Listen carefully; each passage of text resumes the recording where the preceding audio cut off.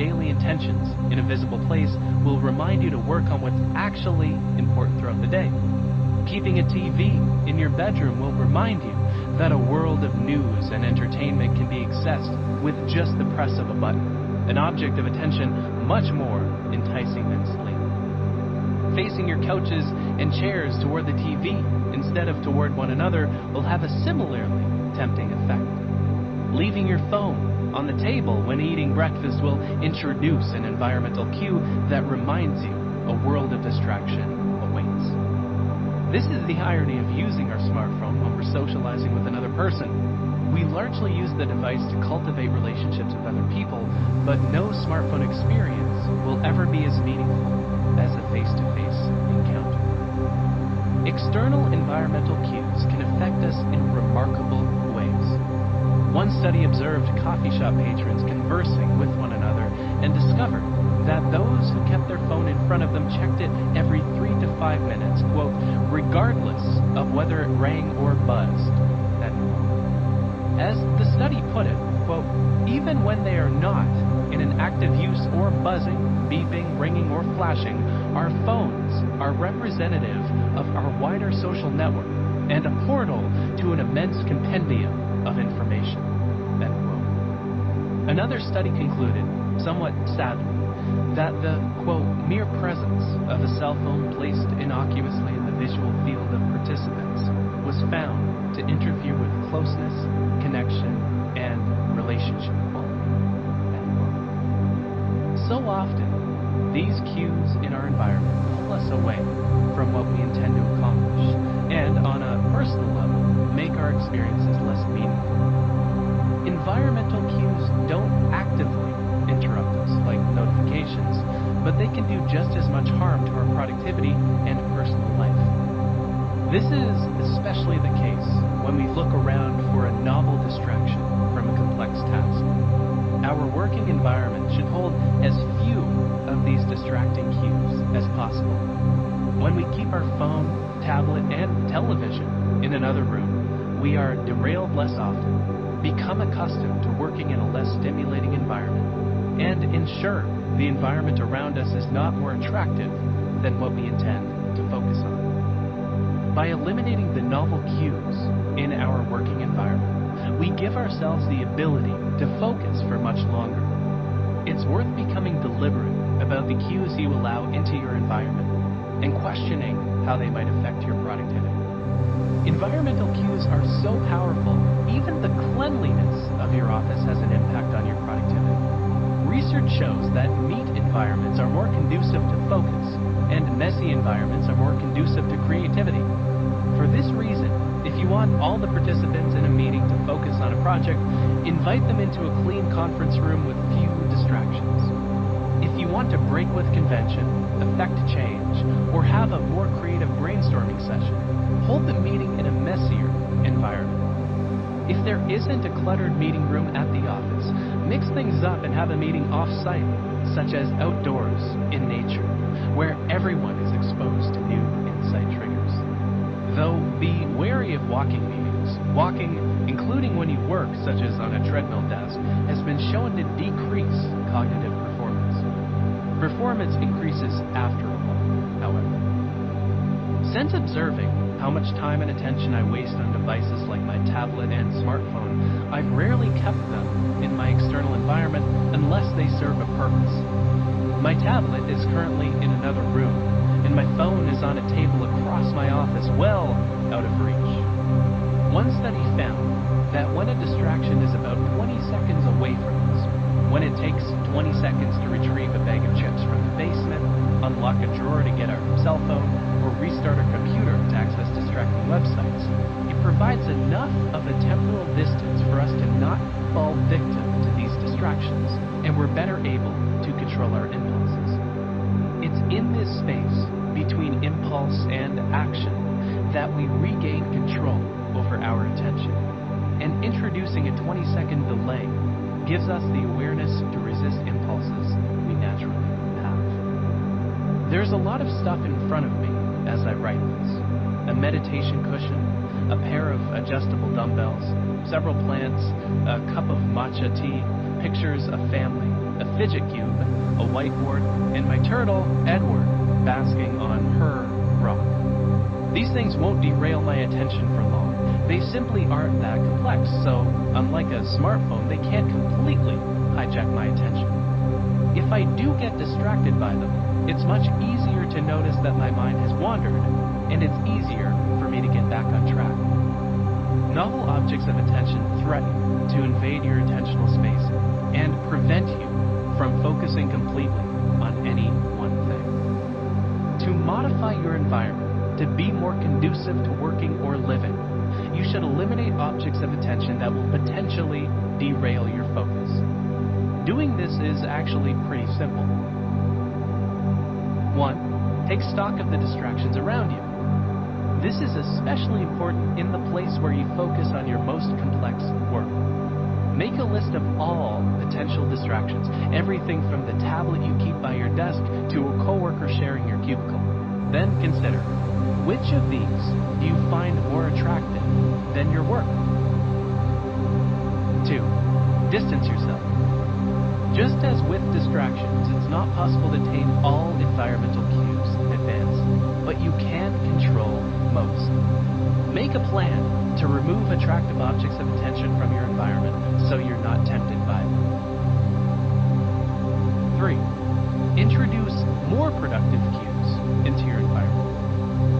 Not all environmental cues are bad, and no one wants to work in a sterile environment. Plants, for example, have been shown to have a calming effect. We evolved to feel good in nature, not in cubicles. Hanging a whiteboard in your environment may prompt you to brainstorm your thoughts and is a useful place to write your 3 daily intentions. Lining up your favorite books on an office shelf might remind you of ideas as you work. Keeping a fidget cube by your side is a cue to occasionally take a break, daydream, and consider new ideas. Having a book on your nightstand instead of your phone will encourage you to read more. Storing your fruit in a bowl on the table instead of your refrigerator will prompt you to eat healthier. The cleanliness of your environment is also important. Make sure you tidy your space when you're done with it. Coming home to a mess of dishes in the sink and random objects strewn all over the floor will instantly stress you out, reminding you of all the things you still have to do. The same applies when you finish working for the day. Tidy the papers on your desk, close the windows on your computer, sort files on your desktop, and act on and archive each email you receive that day. When you sit down at your desk the next morning, you'll be able to focus immediately on your intentions instead of becoming stressed about the previous day's progress. Decluttering your digital environment is just as important as decluttering your physical one. As you've probably found, environmental cues can also help our future selves. After I set my 3 overarching intentions for the following day at the end of the day prior, I write them on my whiteboard so they're what I see the first thing in the morning. If I need to remember to bring a few documents to a meeting, I'll put them by the door so I see them as I leave. Side note, if you ask people what place is their most productive, few will answer the office. In fact, most people will name any place but the office, including their favorite coffee shop, an airport, the train, or their home office. The reason for this, I'd argue, is that these environments contain fewer cues for all we have to get done. We don't overhear coworkers chatting about the projects we're working on. We don't walk by the meeting rooms where we regularly share progress reports. Mixing up where we work often lets us focus on what we intend to accomplish without distracting cues. Music. There are an awful lot of factors in the environment that affect focus. Even office temperature influences productivity to some degree. One study found that 70 to 72 degrees Fahrenheit, 21 to 22 degrees Celsius, is the ideal temperature for productivity. Lower temperatures increase the number of errors we make and how often we call in sick, and higher temperatures above 86 degrees Fahrenheit, 30 degrees Celsius, decrease our productivity by about 10%. We're all wired differently, of course, so your mileage may vary. Before getting to how your internal mental environment influences your productivity, I want to zero in on one more external factor. It may be something you work with already: music. While researching HyperFocus, I interviewed one of the most renowned musicians of our time, one who has sold more music than Prince, Britney Spears, Justin Bieber, or Bob Dylan. The man has almost single-handedly crafted the soundtrack to countless childhoods, and his videos easily attract millions of YouTube views. However, while you may recognize his music, you likely won't know Jerry Martin's name. Jerry composed the music scores for video games such as The Sims and SimCity, games that have collectively sold well over 100 million copies worldwide. He's also created soundtracks for Apple, General Motors, and NBA commercials. Jerry's music is the perfect place to start when looking at how music influences productivity, as he has created some of the most productive soundtracks in existence. Research suggests that the most productive music has two main attributes. It sounds familiar. Because of this, music that is productive for you may differ from your coworkers' choices. And it's relatively simple.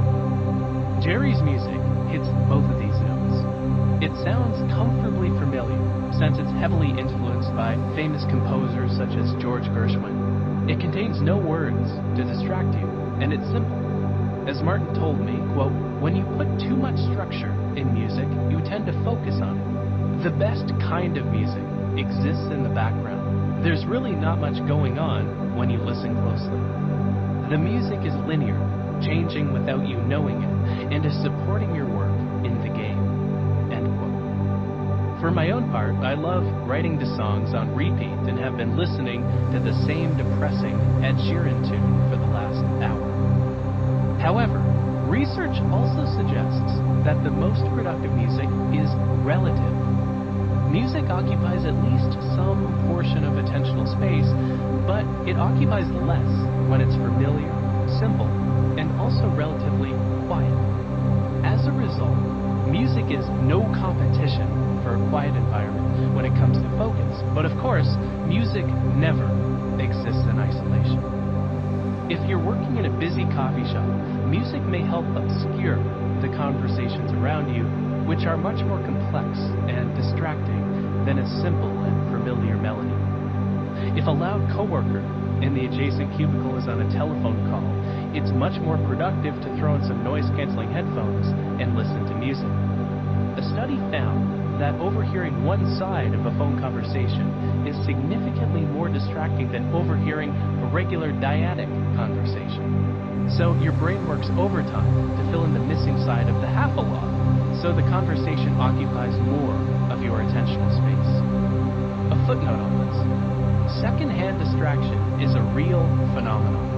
Another experiment found that students who focused on a lecture were likely to score significantly worse if they could see a classmate multitasking on a laptop in front of them. These distracted students averaged 56% on a follow-up test, while those who weren't distracted scored 73%. That can be the equivalent of going from a D to a B grade. For this reason, some researchers advocate developing an attention-aware classroom in which students can be mindful of the cost of distractions.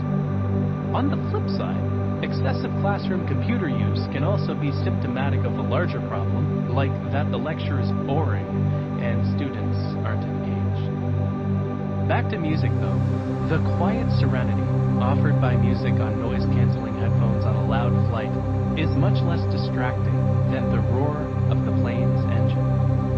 While I'm at a coffee shop and they inexplicably switch the soundtrack to talk radio, I'll listen to music.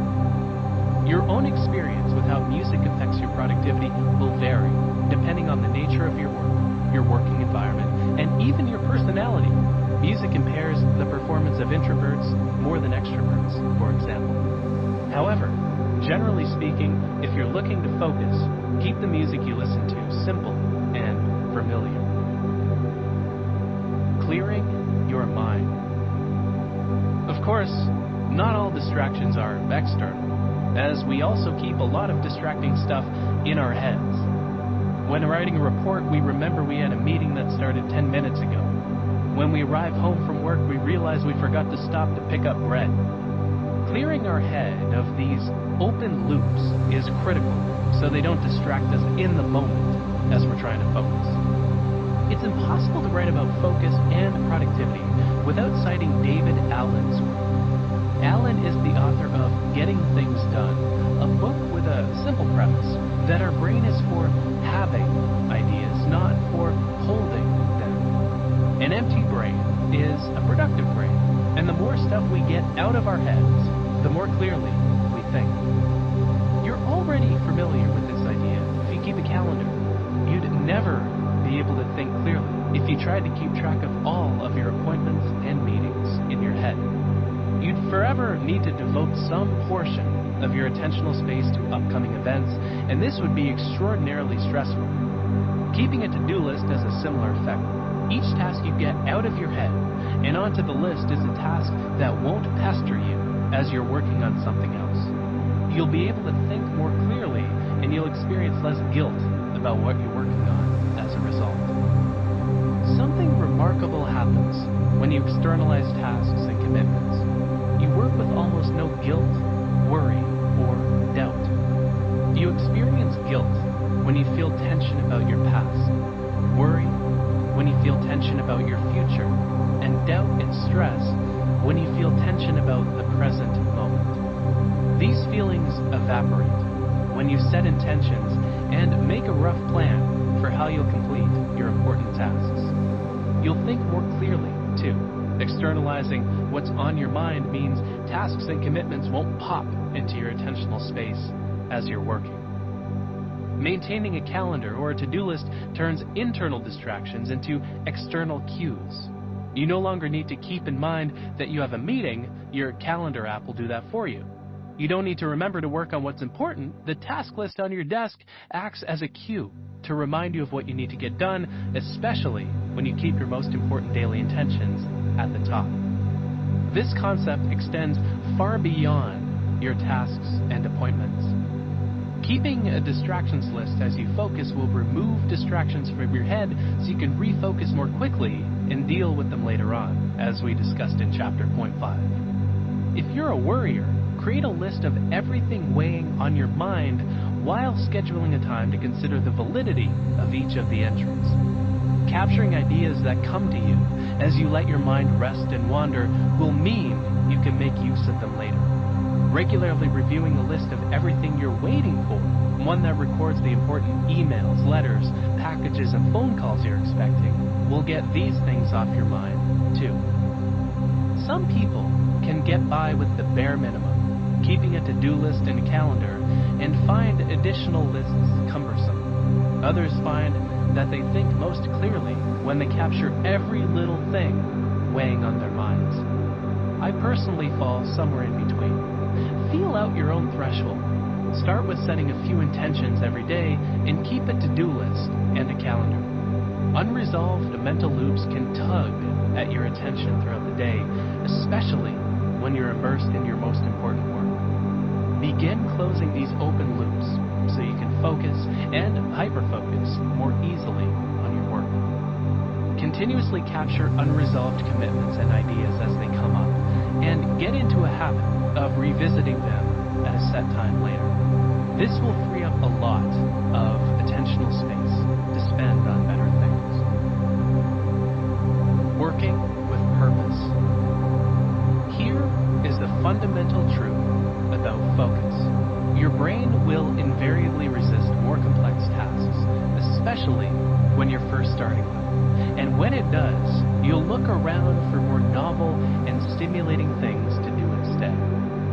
When you clear your working environment of interruptions, distractions, and cues that will tempt you away from what you intend to accomplish in the moment, you'll stay on track. This chapter was long for a simple reason. There's a lot of brush you need to clear before you can hyperfocus. Recall the 3 measures we can use to measure the quality of our attention. How much time we spend working with intention, how long we're able to focus on one task, and how long our mind wanders before we catch it doing so. All 3 measures are supported by the tactics in this chapter. Creating a distraction-free mode. lets you carve out time to spend intentionally, while eliminating the more attractive objects of attention that would ordinarily derail your focus. Working with fewer distractions in general lets you eliminate novel objects of attention throughout the day and reclaim more of your attention for what's important. Utilizing both of these working modes helps you train your brain to wander less and focus longer. Simplifying your working and living environments eliminates a slew of tempting distractions. Clearing your head of distracting open loops lets you work more clearly and frees up even more attentional space for your most important tasks. One final benefit of eliminating distractions in advance is gaining the freedom to work at a slower, more purposeful pace. One study, for example, found that when we text while reading something, it can take us anywhere from 22% to 59% longer to read the same passage. It doesn't matter if you work at a slower, more deliberate pace if you're continuously working in the right direction. What you lose in speed, you make up for in intentionality. Carving out more attentional space for what you're doing also enables you to work with greater awareness of what distractions you're resisting, how you feel about your work, how much energy you have, and whether you need to recharge. In addition, you will actually notice temptations and impulses that arise, so you'll fall victim to them less often in the future. So far, we've covered the 4 stages of hyperfocus: choosing an object of attention, eliminating distractions, focusing on a task, and getting back on track. Now, let's talk about how you can make a habit out of setting the stage for this super productive state of mind by increasing the size of your attentional space and overcoming your resistance to hyperfocus. Chapter 5: Making hyperfocus a habit. What makes our minds wander? There is a wealth of research that examines why our mind wanders at the exact same time we're trying to focus. It does so significantly more when we're feeling stressed or bored, we're working in a chaotic environment, we're dealing with and thinking about a large number of personal concerns, we're questioning whether we're working on the most productive or meaningful task, or we have unused attentional space. The more we have, the more prone we are to mind-wandering episodes. Conveniently, we've already discussed these factors. Feeling stressed or bored. We experience stress when the demands of the situation exceed our ability to cope with them. By preventing attentional space overload, we ensure we have the resources needed to cope with such conditions. Working in a chaotic environment. I define boredom as the restlessness we feel as we transition from a state of high stimulation to a lower one. In becoming accustomed to experiencing less stimulation over time, by enabling our distraction-free mode whenever we hyperfocus, and by working with fewer distractions in general, we face this stimulation gap less often, experience boredom less frequently, and make our environment less chaotic by default. Thinking about personal concerns. Capturing our mind's open loops through a task list, a waiting for list, or even a worry list prevents unresolved items from weighing on our mind as we try to focus. This helps us deal better with chaotic environments and set aside personal concerns. Switching tasks less frequently also helps us think more clearly. We experience less attentional residue, which can take a toll on our limited attentional space. Questioning whether we're working on the best thing. Working with intention is the best way to experience fewer feelings of doubt about what we should or could be doing in any one moment. These feelings lead our minds to wander from what we're trying to focus on. Amount of unused attentional space.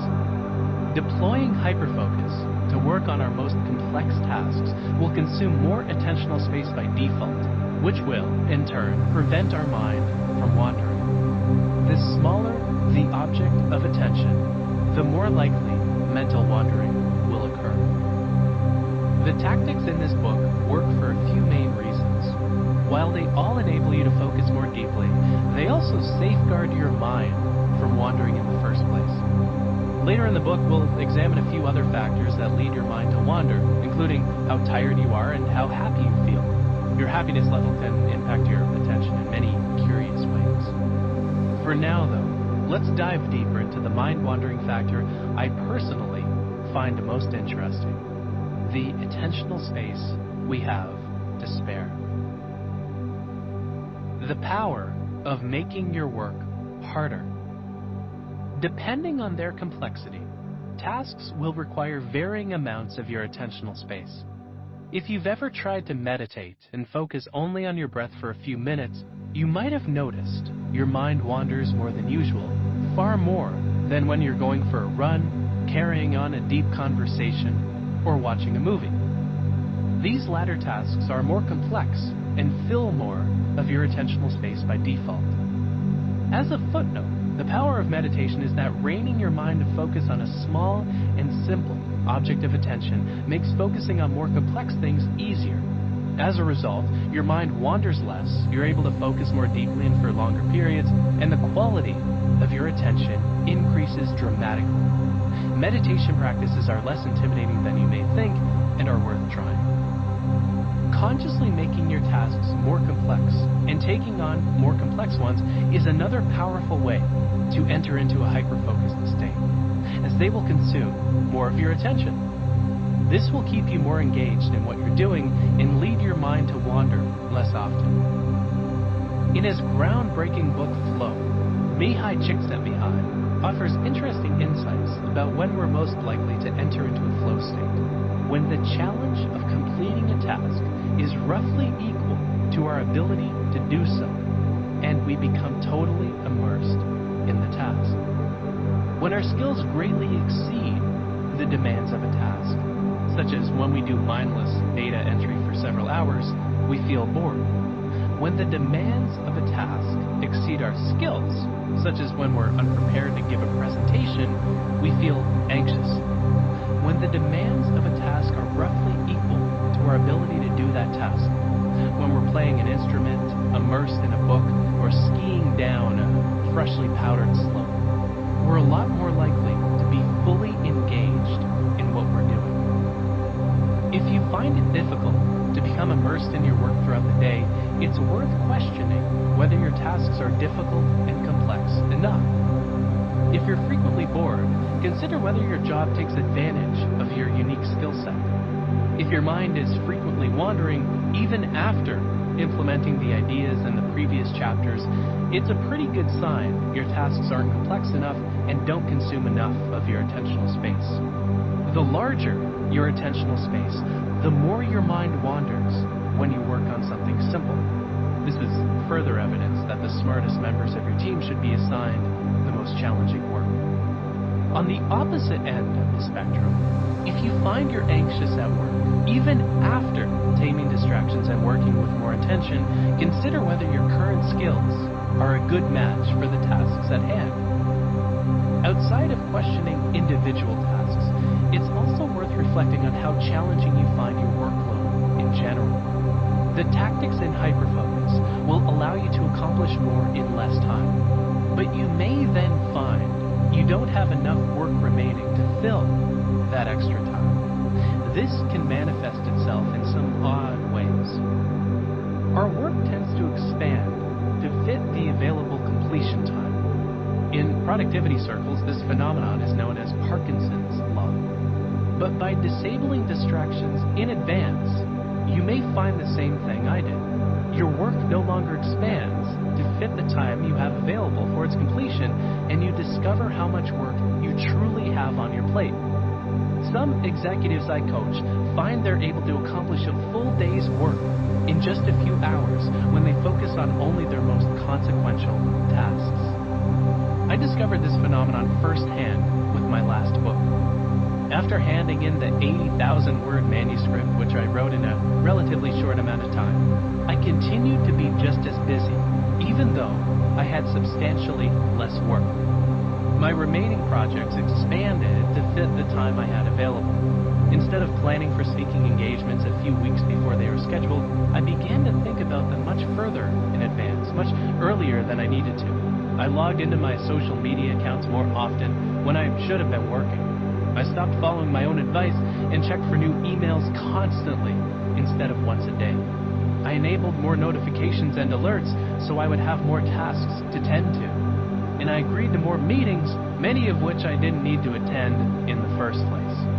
I experienced a dreaded feeling of guilt whenever I wasn't busy, which of course disappeared as soon as I did more busy work. Little did I know that this guilt had two sources: a lack of working with intent and my work expanding to fill how much time I had for it. It took several months before I finally stepped back to tame the novel distractions that were flooding my available time. In doing so, I discovered how little work I actually had on my plate. In response, I intentionally took on more meaningful tasks, writing more for my website, thinking about this book, and ramping up my speaking and coaching sessions. Because I think of myself as a pretty productive guy, my failure was tough to admit to myself, but it taught me an essential lesson. Doing mindless stuff at work or at home is not only unproductive, but also a sign you don't have enough important work. This also accounts for why busy work gets set aside when you're on deadline. There's no time available to contain its expansion. To measure if you have enough work in general, assess how much of your day you spend doing unproductive busy work. If you're high on the busy work scale, you may have room to take on significantly more tasks and become more engaged and productive in the process. This advice is counterintuitive, and the very idea may turn you off if you already feel you're working at capacity. But it's worth considering. When we do knowledge work for a living, we procrastinate, spending time and attention on email and social media, tasks that make us feel productive in our work, but lead us to accomplish little. A side note on rote tasks. While rote work is often less productive than complex tasks, it is redeeming in one way. It's usually more fun. Studies show we prefer mundane tasks like data entry over more complex tasks like writing reports. In writing this book, I visited Microsoft's research department, which conducts many studies on how we manage our attention. On each of my 3 trips there, the staff was adamant in confirming that we're happier doing tasks that don't consume our complete attention. This makes sense. While our productive tasks are important, they're usually also more aversive, which is why we're usually well compensated to do them. They take advantage of our unique mental resources. At the same time, mindless work can give us immediate feedback in the sense of having accomplished something. If certain rote tasks bring you genuine enjoyment, don't let a productivity book make you stop doing them. But do eliminate some to carve out more time and attention for significant tasks. Increasing the size of your attentional space. Most of the focus strategies I've discussed so far involve becoming a better custodian of your attentional space. In addition to more deliberately managing it, you can also increase its size. To recap, the size of attentional space is determined by a measure that cognitive psychology refers to as working memory capacity. How many pieces of data you can hold in your mind simultaneously, usually about 4 chunks of information. The greater your working memory capacity, the more information you can hold at the same time, and the greater your ability to process complex tasks. As well as allowing you to take on more complex tasks, expanding your attentional space offers other benefits. A higher working memory capacity has been shown to reduce mind wandering when you're focused on complex tasks. When your mind does wander, it actually wanders more productively. The larger the size of your attentional space, the more likely you are to think about and plan for the future.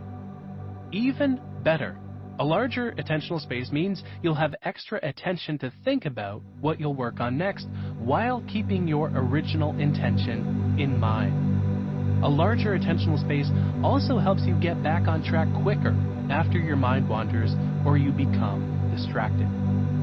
One study expressed this memorably when it stated that possessing a greater working memory capacity, quote, enables you to take full advantage of these underutilized resources and return to your favored mental destination. So how do you expand the size of your attentional space? There are many brain training apps and websites that promise to build memory and attention. Simply put, most of their claims are dubious. In laboratory studies, they simply don't hold water. While a few brain training apps work in the short term and help you remember a bit more and problem solve a bit better, their impact ends there. You have to stick with them for several hours a week in order for them to continue working, and as soon as you stop, you lose the gains you've made. One study measured the effectiveness of these programs across a sample size of 11,430 participants. It found, quote, no evidence, end quote, that the apps worked, even when the tasks they measured were the ones they were designed to improve. There is, however, one practice that has been proven in study after study to increase working memory capacity: meditation. Meditation gets a bad rap and often conjures images of a monk meditating in a cave. In practice, it's actually quite simple. Like HyperFocus, meditation involves continually returning your focus to a single object of attention, usually your breath, as soon as you notice your mind has wandered from it. In breathing meditation, the most common form and the one I've personally practiced for about a decade, you notice the characteristics of your breath, how deeply it ebbs and flows, its temperature, where it is most prominent on your body, how your in-breath transitions to your out-breath, and so on. Since observing your breath doesn't consume your full attention, your mind will wander constantly, which is somewhat the point. Each time you return your wandering mind to the details of your breath, you heighten your executive functioning, how much control you have over your attention. This eventually enables you to improve each measure of the quality of your attention. You'll be able to focus for longer, your mind will wander less, and you'll be able to work with greater intention. You experience this same benefit during HyperFocus. Like meditation, HyperFocus is a practice that compounds upon itself. The more you practice, the more you learn to manage your attention, and the longer you're able to focus the next time around. Meditation is simple. Sit somewhere with your eyes closed and pay attention to your breath. It's natural to feel as if you're doing it wrong, especially at first, but don't overthink it. The effects of this simple practice are actually profound. One study discovered that when participants developed a meditation practice, not only did their minds wander less, but they could also focus for longer before that happened. 2 measures of the quality of attention. This study introduced meditation to students studying for the GRE, a standardized graduate admissions test in the United States. When it came time for them to take the test, their scores rose an average of 16%. Meditation has also been shown to prevent, quote, the deterioration of working memory capacity during periods of high stress, end quote, such as working in a chaotic environment or dealing with personal concerns. One review of the literature on the subject described meditation's benefits most succinctly, calling it, quote, the most validated technique for minimizing the disruptive effects of mind wandering, end quote. My favorite study of meditation measured how participants' working memory capacity increased when they had an active meditation practice. The researchers guided participants through a 45-minute meditation exercise twice a week and encouraged them to meditate at home. A few weeks later, they discovered something incredible in the working memory capacity of everyone who meditated. It increased by an average of more than 30%. That was significantly more than that of 2 other groups of subjects in the study, one of which practiced yoga for several weeks. This effect was also observed after a period of just a few weeks. To begin meditating requires just a few minutes every day. Start by determining your resistance level, as you do before hyper-focusing on a task. Then, sit in a chair in a comfortable but upright posture so the discs of your spine are stacked one on top of another. Notice the qualities of your breath and refocus on them whenever your mind wanders. I highly recommend using an app to get started. I like Headspace and Insight Timer, which both feature guided meditations to help you get started. Approach each meditation session with a genuine curiosity about where your mind will wander. My meditation rule is simple, and one I've stuck with for years. It doesn't matter how long I meditate, as long as I do so each day. Some days, I can spare only a minute or two, which is sufficient as long as I keep faithful to a routine. When I began a decade ago, I did only 5-minute sessions, and since then has slowly built to 30 minutes. I wouldn't give it up for anything. When you practice being with your breath, you practice being with your life. But meditation is not the only tool in this toolkit. Practicing mindfulness is another proven way to increase the size of your attentional space. It's similar to meditation, but a little less intimidating. Mindfulness is about becoming conscious of what is filling your mind and noticing the circumstances of the current moment. This includes noting anything you happen to be perceiving, feeling, or thinking. Mindfulness differs from hyperfocus in one major respect. It's about focusing on the circumstances of the present rather than becoming immersed in them. Here's a statement that might sound strange. You've never really taken a shower. Well, you might stand there while the water washes over you. Your mind is usually elsewhere, at the office, running through your daily checklist, thinking about what you need to buy for dinner, or brainstorming about a problem you're facing at work. While a small part of it runs through the habit sequence of taking a shower, your mind isn't with you, present with what you're experiencing. A mindful shower is one in which you focus on the sights, sounds, and sensations of the present, which enables you to train your brain to better focus on what's in front of you. Begin to practice mindfulness by choosing one daily task that doesn't consume your complete attention. Sipping your morning coffee, walking through the office, or taking a shower. And intentionally be with that experience for a minute or two. Anchor your attention to the circumstances of the present moment. Notice the smell, taste, and feeling of a cup of coffee. The momentum shifts in your body as you walk from one room in the office to another, or the temperature and sensations of taking a shower. You can set a timer or not, simply be with the circumstances of the present moment and notice as much as you can about what you're seeing, hearing, and feeling. When you find yourself becoming lost in thought, bring your mind back to what you originally intended to focus on and laugh at how difficult it can be to tame. Don't be too hard on yourself when your mind wanders. Remember, your brain was built to do this. Here's the key. The smaller the object of attention, the more your mind will wander, but the more you'll expand the size of your attentional space as you focus on it. The more quickly you're able to get back on track after your mind ventures off during a mindfulness or meditation session, the better you'll become at focusing at work and at home.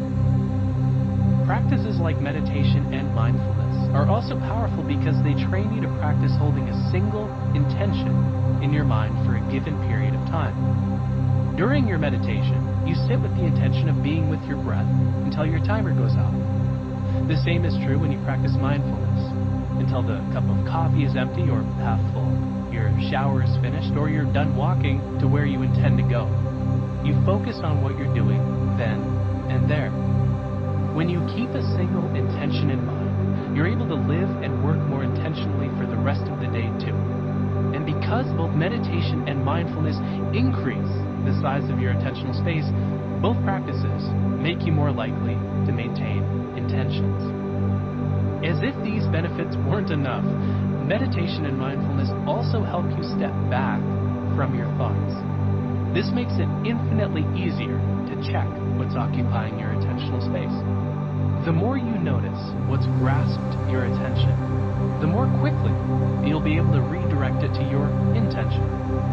With enough awareness, you might even notice your mind has wandered to somewhere productive, and you want to continue that train of thought. For example, a higher working memory capacity means your mind is more likely to make plans and set intentions for the future. With this extra awareness, you gain the power to notice stray objects of attention at the edges of your attentional space, such as when you're seeking external stimulation or about to fall victim to a seductive distraction. The research is clear. Mindfulness and meditation improve virtually every aspect of how you manage your attention. Every once in a while, I like to travel to a local Buddhist monastery to join a public Saturday afternoon meditation. This usually consists of a potluck and an hour-long meditation session, followed by a talk given by one of the monks. During one of my visits, a monk spoke about how for several weeks during his meditation practice, he focused solely on the sensation his breath made on the tip of his nose, an impossibly small object of attention. I tried doing the same during an extended 2-hour meditation practice the next day, and my mind has never wandered so much. With an object of attention that small, it's no surprise. But the following Monday morning, I focused more deeply on my work than I had in weeks. I wrote several thousand words in just a few hours, brainstormed 3 talks, and had time left over to clear my email inboxes. The positive effects lingered beyond that day, as I was able to better focus throughout the week.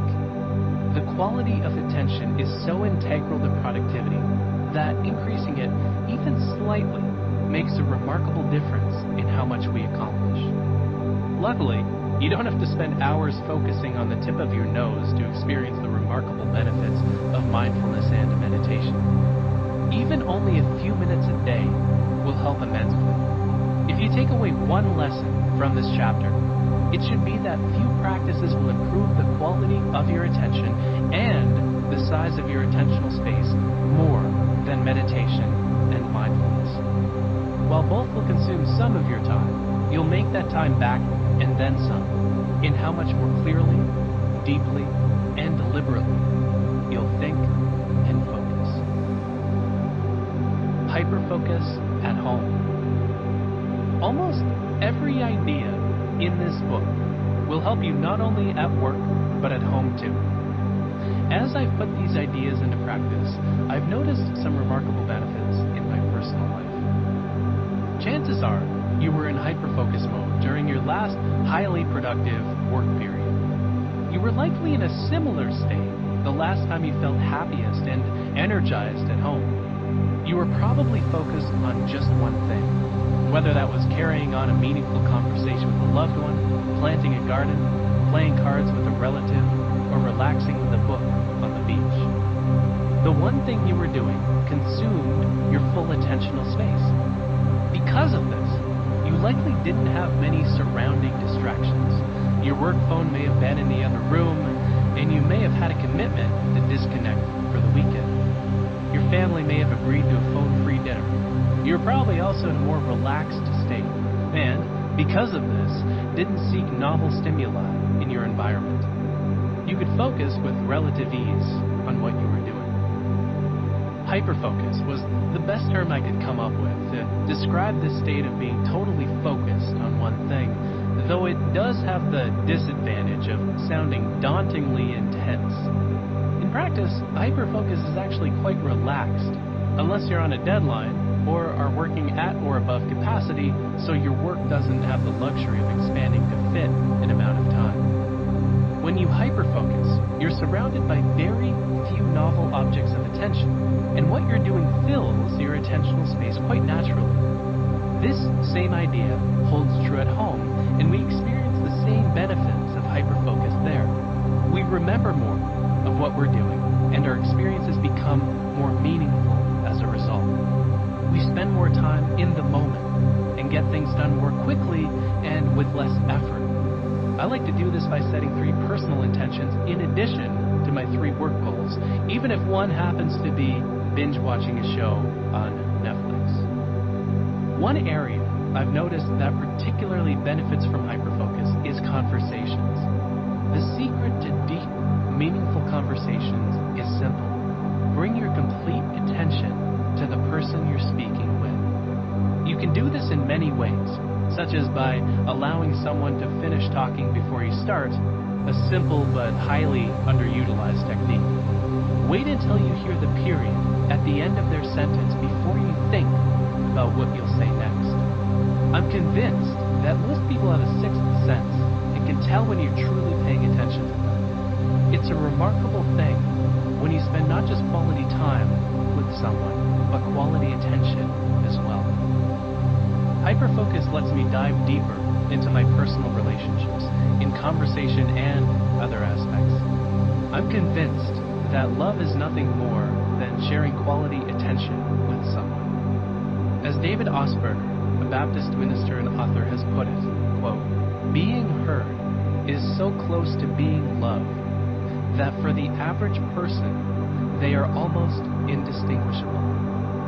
When we're hyper-focusing on an activity at home, whether it's playing an instrument, walking the dog, or making dinner for the family, disabling the pointless, novel distractions and focusing completely on what we're doing means we are purposefully disengaging from our work. This practice gets easier with time. I've devoted an entire later chapter of this audiobook to recharging hyperfocus. We can do this by periodically stepping back from our work to let our mind rest, wander, and take on less challenging tasks.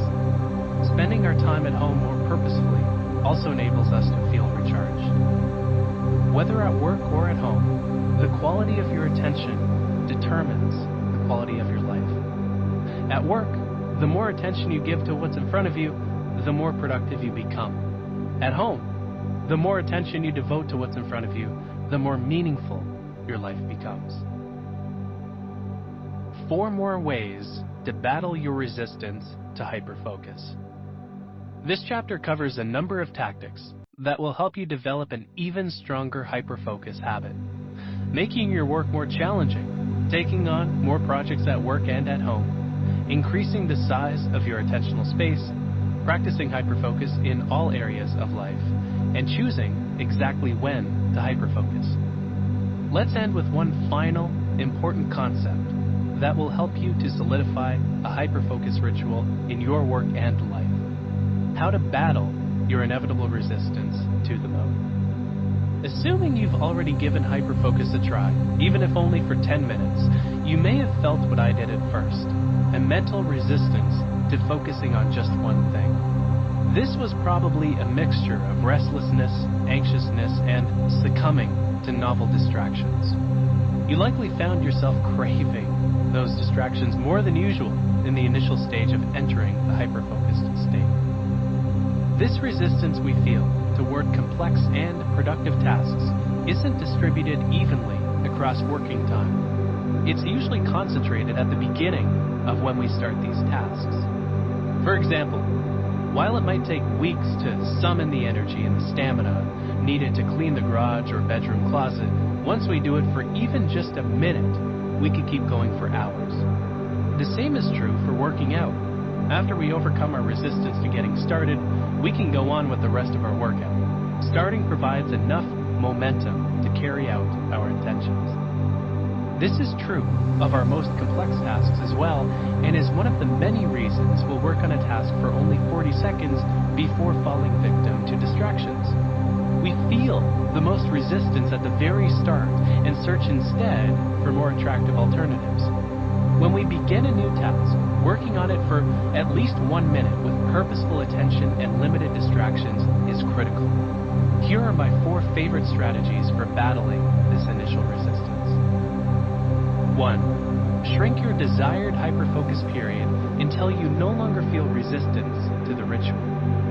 Minimize the amount of time you'll dedicate to focusing on one task until you no longer feel mental resistance to it.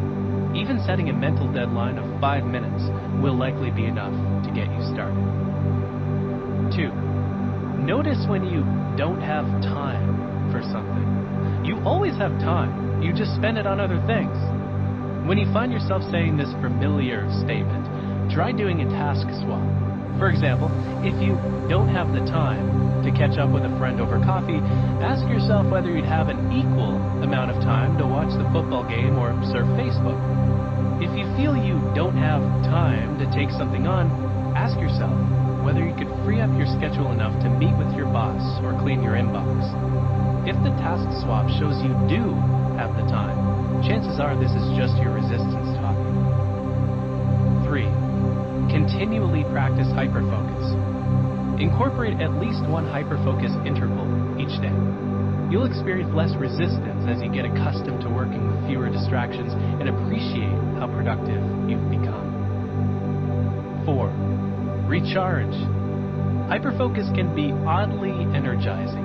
You spend less energy regulating your behavior when you don't have to continually resist distractions and push yourself to focus on what's important. That said, resisting the ritual can also be a sign you need to recharge. The power of hyperfocus. Every idea in hyperfocus is designed to help you more deliberately manage your attention. An essential idea when our attention is so limited and in demand. Let's recap a few of these ideas. Understanding the 4 types of productive and unproductive work tasks lets us step back and figure out what's actually important so we can stop working on mindless autopilot mode. Recognizing the limits of our attention enables us to become aware of how few things we're able to focus on in the moment. Hyperfocusing on our most complex, productive tasks lets us activate the most productive mode of our brains and get a large amount accomplished in a short amount of time. Setting strong daily intentions lets us work on our most productive tasks. Creating a personalized distraction-free mode and a reduced distractions mode lets us work with more focus and clarity while directing our time and attention away from needless distractions. Simplifying our working and living environments lets us think more clearly by taking stock of the distractions that surround us. Clearing our minds using waiting for, task, and worry lists lets us work with clarity and prevents unresolved mental loops from interrupting our focus throughout the day.